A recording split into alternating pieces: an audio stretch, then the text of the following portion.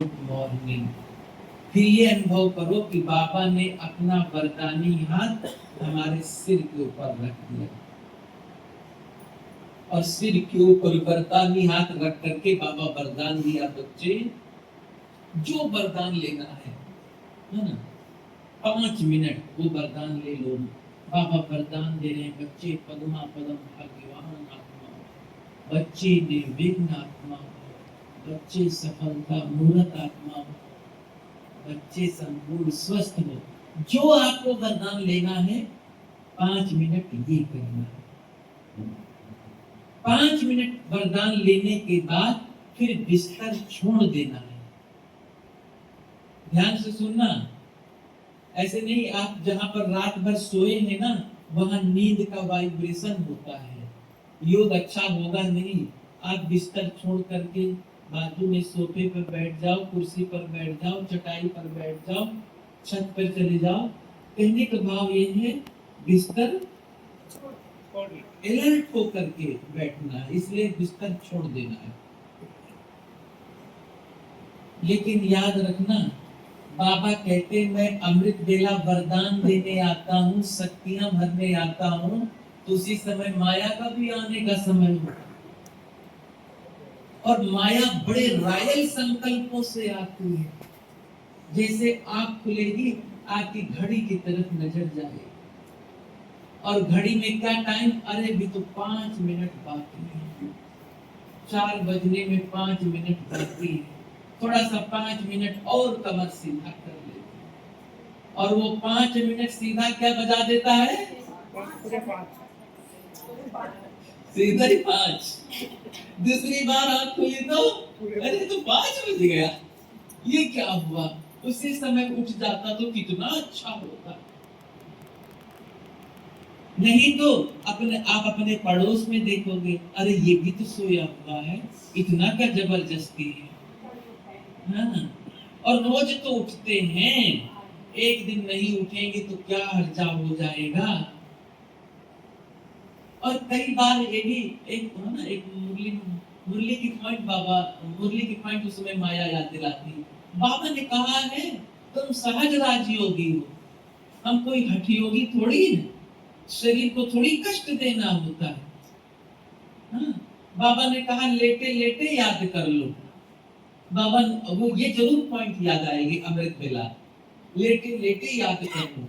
अब लेटे लेटे याद कर लो किस कंडीशन के लिए कहा वो भूल जाए, वो तो पता नहीं है, लेकिन इतना याद है लेटे लेटे याद कर लो। भाई आप इतने सख्त बीमार हैं कि बेड से नहीं उठ सकते हैं, ऐसे लोगों के लिए लेटे लेटे याद कर लो।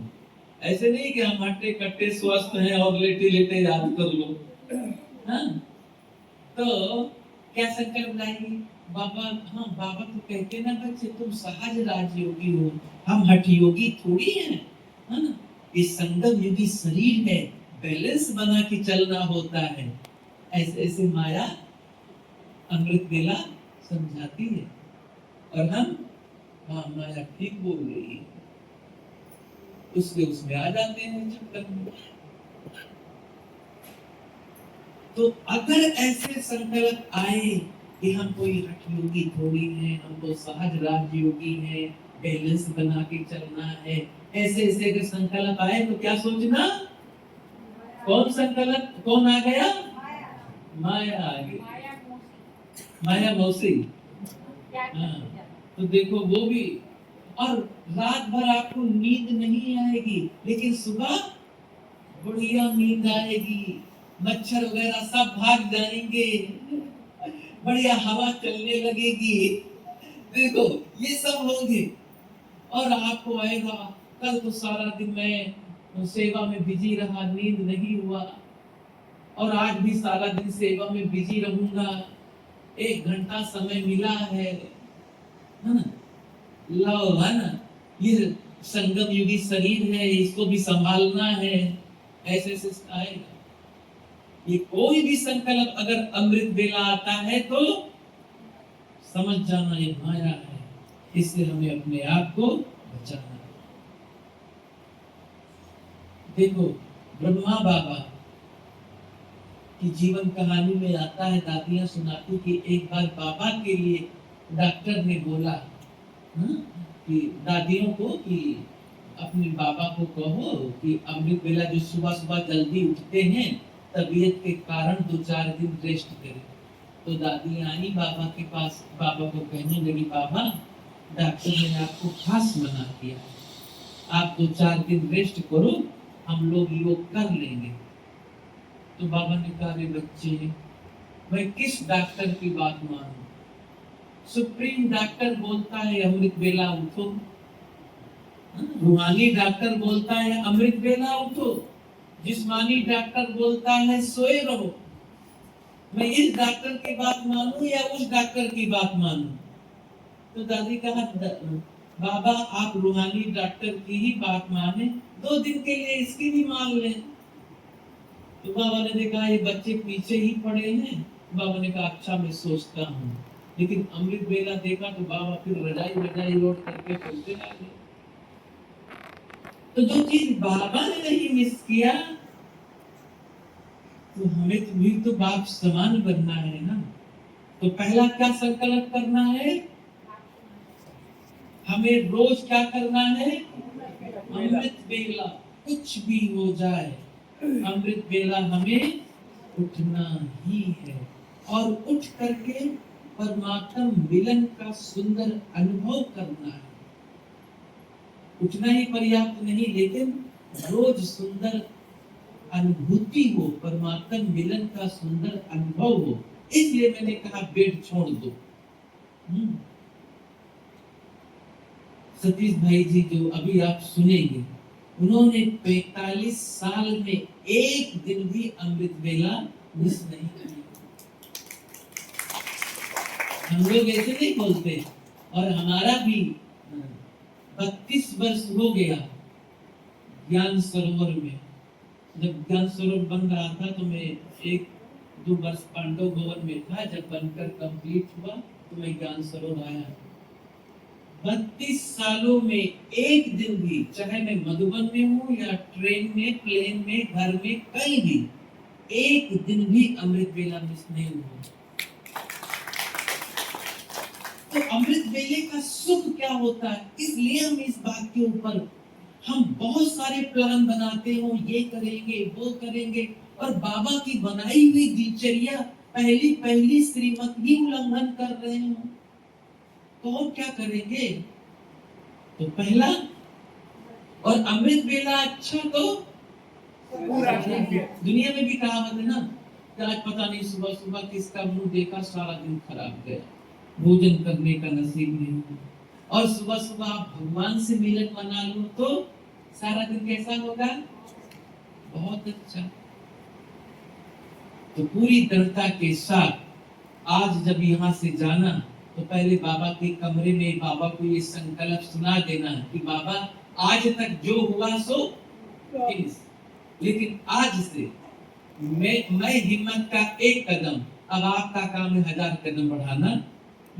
आपका काम है रोज उठाना, और मेरा काम है, ऐसे नहीं बाबा उठा दे और आप, बाबा तो जो हम संकल्प करते हैं, आपने देखा होगा बाबा कई बार ये भी कहते हैं, रात में तुम संकल्प करके सोओगे तो मैं सुबह उठाऊंगा, उठाने आता है। और उसके बाद भी हम तो ऐसा नहीं करना है ना। तो उठना है पूरी दृढ़ता के साथ, लगन के साथ अमृत वेला योग करना है। तो पहला क्या ध्यान रखेंगे? अमृत वेला, ब्रह्म मुहूर्त। दूसरी बाबा की आज्ञा मुरली। वाह,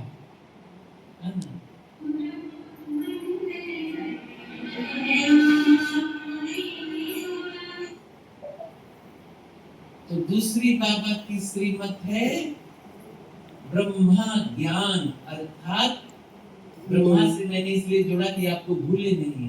पहला ब्रह्म मुहूर्त, दूसरा ब्रह्मा ज्ञान, अर्थात मुरली। मुरली रोज सुननी है या कभी कभी? बस 2-3 लोगों ने बोला रोज सुननी है। बाकी लोग का क्या विचार है? तो सभी लोग बोलो ना, कोई कठिन प्रश्न है क्या?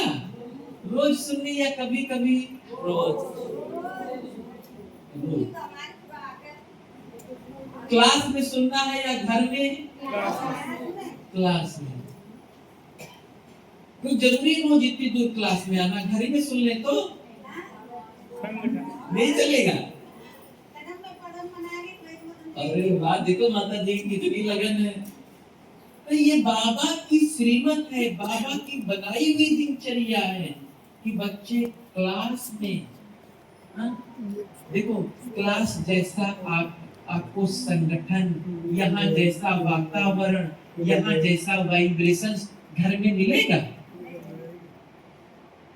और जो बच्चे क्लास में आकर के मुरली सुनते हैं, वो केवल अपनी सेवा नहीं करते, वो विश्व की सेवा करते हैं। कैसे?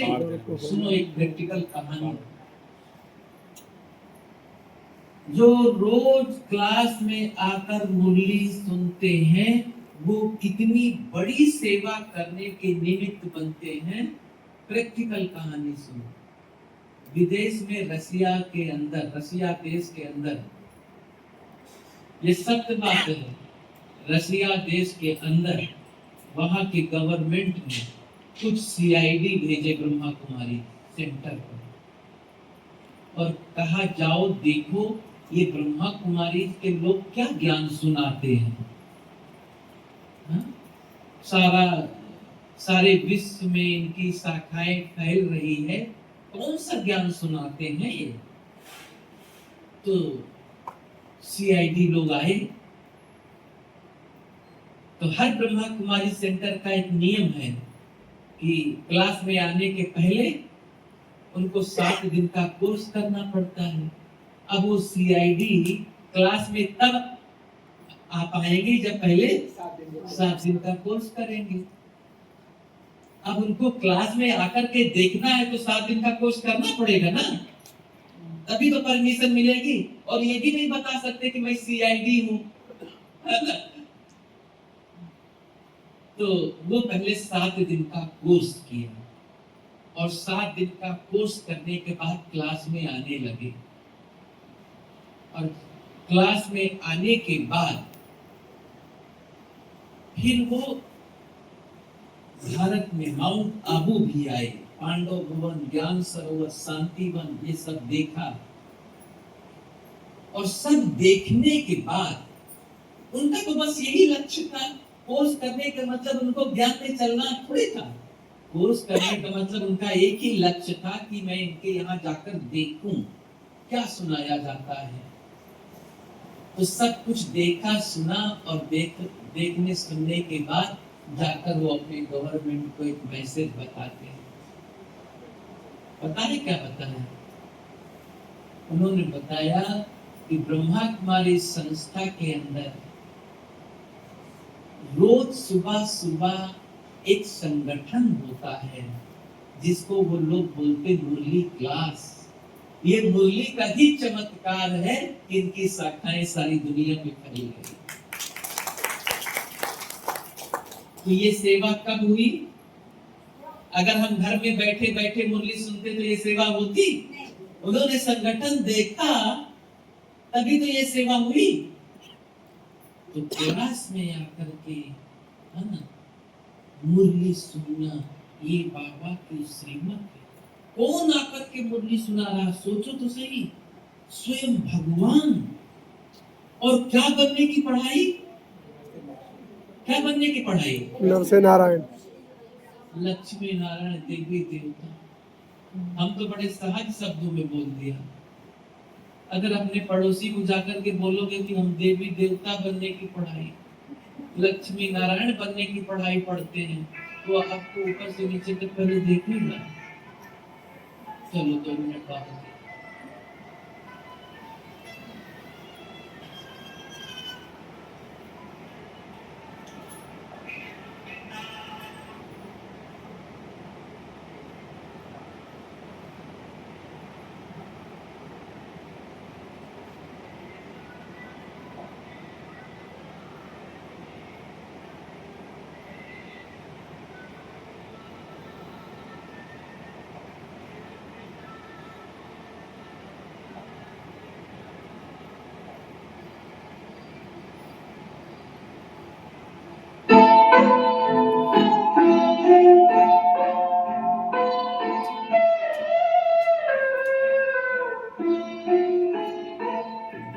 शिव पिता को अब याद करो, मुक्ति धाम तुम्हें जाना है।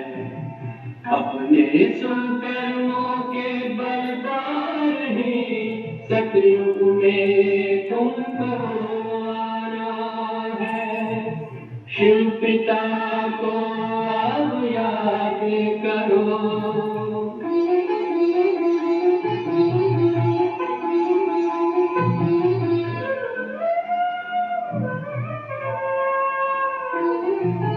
ये संगम का स्वर्णिम युग है, शिव पिता फिर से आया है।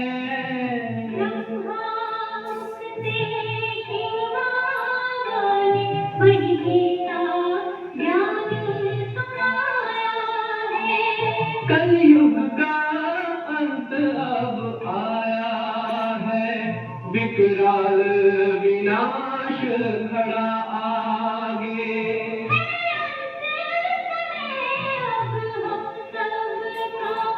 शिव पिता ने बतलाया है। शिव पिता को अब याद करो।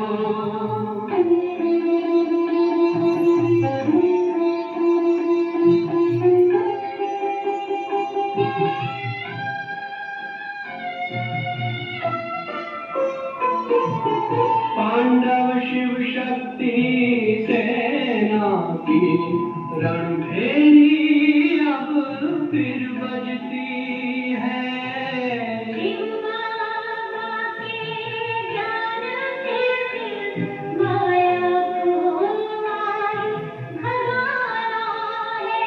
शिव पिता को अब याद करो, सतयुग में तुमको आना है। शिव पिता को अब याद करो, मुक्ति धाम तुम्हें जाना है। अपने सुकर्मों के बलदार ही सतयुग में अब तुम्हें आना है।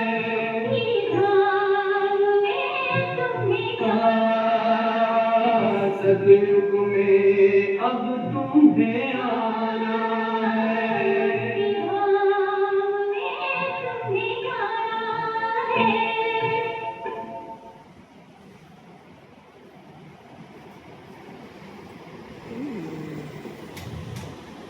ओम शांति। ओम शांति। तो बात चल रही थी कि हमारा कितना श्रेष्ठ भाग्य है, कितना पद्मा पदम भाग्यवान आत्मा है कि भगवान हमें आकर के वो पढ़ाई पढ़ाते हैं जिस पढ़ाई से हम क्या बनते हैं, लक्ष्मी। अब आप हर मंगलवार अयोध्या की हनुमान गढ़ी में सिंदूर चढ़ा सकते हैं, घर बैठे शिव मंदिर के साथ। कितनी बड़ी बात है, आप सोचो, एक सेकंड के लिए सोचो। दुनिया में बहुत सारी संस्थाएं हैं, बहुत सारी संस्थाएं हैं, लेकिन उसमें का हेड कौन है? कोई गुरु गोसाई विद्वान पंडित, यही है ना। और आप किस संस्था से जुड़े हैं? आज सोचो ये बात, जहां स्वयं भगवान आकर के ज्ञान सुना रहा है। यहाँ कोई गुरु गोसाई महामंडलेश्वर हेड है क्या? कोई देहधारी है?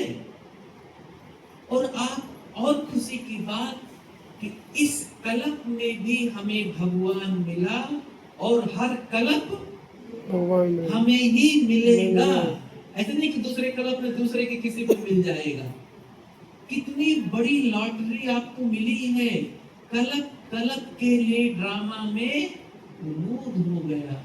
क्या मूड हो गया? कि हर कल्प भगवान आपको ही मिलेगा, हर कल्प देवता आपको ही बनना है। ऐसे नहीं कि अगले कल्प में दूसरा किसी का नंबर आ जाएगा, आपका पत्ता कट जाएगा। तो कल्प कल्प की बाजी है ये। तो हमें कितना ध्यान से उसकी पढ़ाई। देखो डॉक्टर बनने की